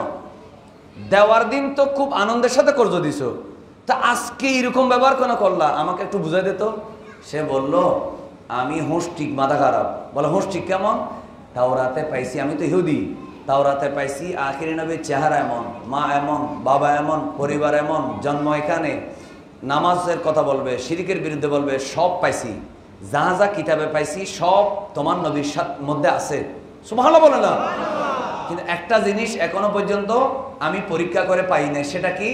তাওরাত কিতাবে আছে আখিরি নবীকে কেউ যদি খারাপ আচরণ করে, আমার নবীর সাথে সাথে রিয়েক্ট করে না, রসুল হাসি মুখে তাকে ইগনোর করে, তাকে ক্ষমা সুন্দর দৃষ্টিতে দেখে। এই জিনিসটা তো আমি পাই নাই। কেন পাই নাই? কারণ মদিনা শরীফে তার সাথে কেউ বেয়াদবি করে না। তো বেয়াদবি না করলে, তিনি বেয়াদবি করলেই না বুঝতে পারবো তিনি বেয়াদবের সাথে কেমন আচরণ করেন। সেজন্য আমি ইচ্ছা করে বেয়াদবি করেছি, নবীর মধ্যে যে আরেকটা গুণ আছে সেটা বের করার জন্য। এই ওমর শোনো, আল্লাহকে সাক্ষী রেখে বলছি, তোমাদের নবী আমার থেকে অনেক দূরে। আমি স্পষ্ট ভাষায় বললাম, রাদিতু বিল্লাহি রাব্বা ওয়া বিল ইসলামি দীনা ওয়া বি মুহাম্মাদিন সাল্লাল্লাহু আলাইহি ওয়াসাল্লাম নবিয়্যান ওয়া রাসূলা।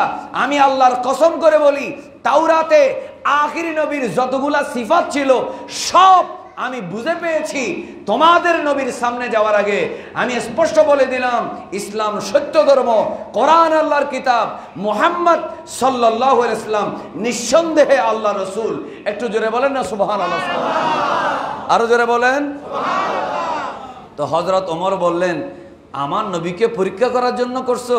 বলে হ্যাঁ, তোমার নবীকে পরীক্ষা করি নাই, নবী থেকে ওই সিফতটা বের করার জন্য আমি এই আচরণ করেছি। আমি বুঝে গেলাম তিনি কোনো বাদশাহী করার জন্য আসেন নাই, তিনি রাজনীতি করার জন্য আসেন নাই, তিনি নেতৃত্ব দেওয়ার জন্য আসেন নাই, তিনি মানুষকে জাহান্নাম থেকে জান্নাতি বানানোর জন্য এসেছেন। তিনি নবী। বলেন তিনি কি? তিনি রাসূল, তিনি রাহমাতুল লিল আলামিন। এটা আমি বুঝেছি খারাপ আচরণ করার পর। সুবহানাল্লাহ। ভালো মানুষ ওগো, সবসময় ভালো মানুষ। এবার লয় কানাগরি বাজাও না, তো না বুঝি তার বেদা কেজি বালা, ঠিক কিনা বলেন? কোনোদিন লেনদেন না করলে, আচার আচরণ না করলে, বেচা কিনা না করলে, কর্জ দেওয়া না করলে কেজি বালাই বুঝে যাবে না? খজল হইলে না বুঝি তার বেদে মানুষ হদ্দুর বালা হদ্দুর খারাপ। এই জন্য আচার আচরণের মাধ্যমে বোঝা যায়, লেনদেনের মাধ্যমে মানুষের স্বভাব বোঝা যায়, ঠিক কিনা বলেন? তখন হযরত ওমর বললেন, তাহলে তোকে তো বিদায় দেওয়া যাবে না, তোমাকে তো খেজুর দিয়ে বিদায় দেওয়া যাবে না, চলো আমার নবীর কাছে। সুবহানাল্লাহ বলেন।